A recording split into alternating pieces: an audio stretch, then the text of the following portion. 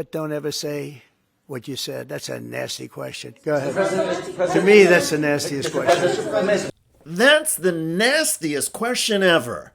Hello everybody, David Shuster here. Well, we now know the accusation and implication that irritates Donald Trump the most. This president, who is obsessed with projecting strength and power, is getting a reputation, especially on tariffs, for weakness and for chickening out.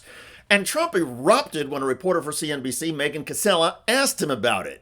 Mr. President, Wall Street analysts have coined a new term called the taco trade. They're saying Trump always chickens out on your tariff threats, and that's why markets are higher this week. What's your response to that? I kick out?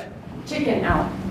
Oh, isn't that nice? Chicken out. I've never heard that. You mean because I reduced China from 145% that I set down to 100 and then down to another number? Yes, that's part of the reason, but another part stems from China recently calling Donald Trump a chicken and mocking him with it on social media posts. Trump chickened out. At least that is what the Chinese are saying. I mean, that post with the viral hashtag Trump chicken out now has 150 million views in China and counting, after Trump all but caved to Xi Jinping.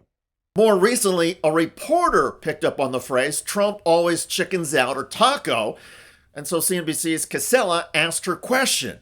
Trump said his initial tariff threats across the globe prompted new negotiations with the United States, and he singled out European leaders. And after I did what I did, they said, we'll meet anytime you want. And we have an end date of July 9th.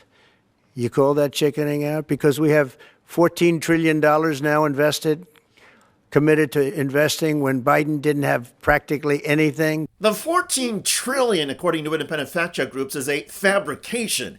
The United States received some pledges of economic investment from Saudi Arabia and Qatar during Trump's recent trip to the Middle East, but Qatar's annual gross domestic product is about $200 billion. And the $14 trillion that Trump is now claiming would be more than half of the entire United States gross domestic product each year, or total economic activity.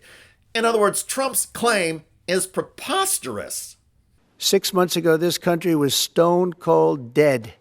We had a dead country. We had a country people didn't think it was going to survive, and you ask a nasty question like that. It's called negotiation. You set a number. Well, speaking of numbers, 6 months ago, the U.S. stock markets were higher than they are now. Under Trump, the Dow has fallen by 2%. 6 months ago, the price of gas was cheaper than it is now under Trump. And consumer confidence 6 months ago was higher. On top of Donald Trump underscoring that he often lies and has no credibility, Trump also rambled and spoke in a confusing manner when he was trying to explain the initial tariff levels that he announced. If you go down, if I set a number at a ridiculous high number and I go down a little bit, they want me to hold that number, 145% tariff. Even I said, man, that really got up. You know how it got? Because of fentanyl and many other things, and you added it up. I said, where are we now? We're at 145%. I said, whoa, that's high. That's high. They were doing no business whatsoever, and they were having a lot of problems. We were very nice to China. I don't know if they're going to be nice to us, but we were very nice to China. Did you follow all of that? Jeanine Pirro looked like she was ready to audition for a remake of the psych ward scene in the Jack Nicholson movie One Flew Over the Cuckoo's Nest. They were having great difficulty because we were basically going cold turkey with China. We were doing no business because of the tariff, because it was so high. But I knew that.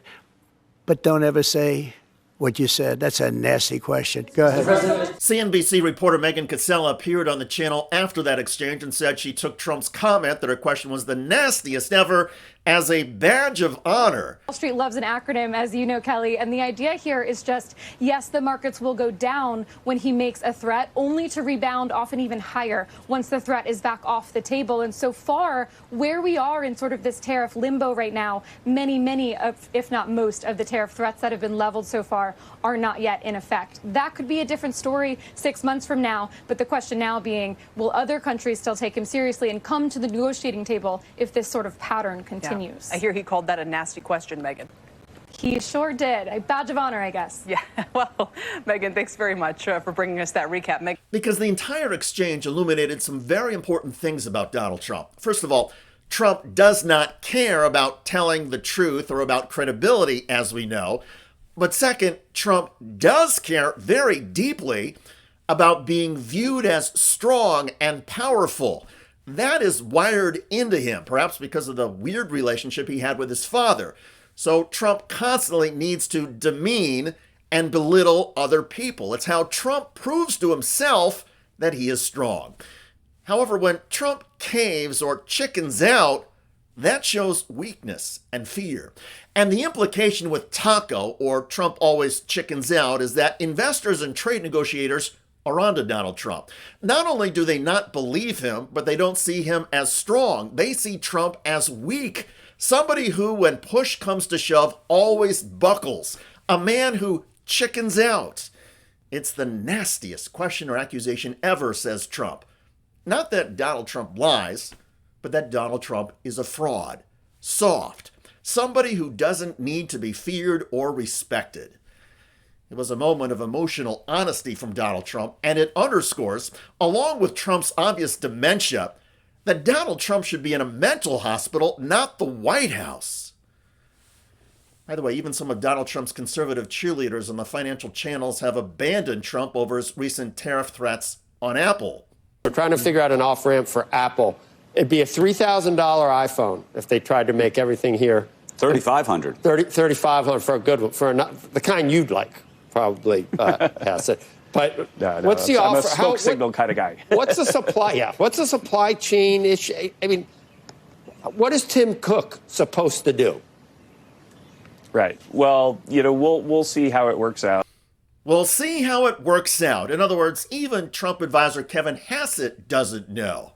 If Tim Cook were to come to you and say, look, we obviously can't move everything in 12 months. It's just not going to happen. Maybe we can start to move things over several years. In the meantime, we could try to assemble more of the phone in the United States. So you could actually write on the phone, assembled in the United States, or potentially, depending on what you think the merits of it are, made in the United States, maybe at their Texas facility or something else, but with a longer-term plan of maybe 5 or 10 years, frankly, of being able to actually manufacture the phones here. If he were to come to you with something like that, do you think that then there would be a reprieve for the next couple of years as they get their house in order? Because clearly it's almost, just from a physical standpoint, impossible to move everything overnight. And the damage it could do to the company overnight is obviously tremendous. Well, it is impossible to move things overnight. Check out that video at the link below. It generated a lot of comments on YouTube. One of the most popular is from 1952 Ronald, who wrote, "Hasset is a clown just like the rest of them." Indeed, and of course in this circus, Donald Trump is the unstable and chaotic ringleader. Anyway, I look forward to reading your comments about Donald Trump exploding at the taco accusation or that Trump always chickens out. I'm David Shuster. Thanks for joining us.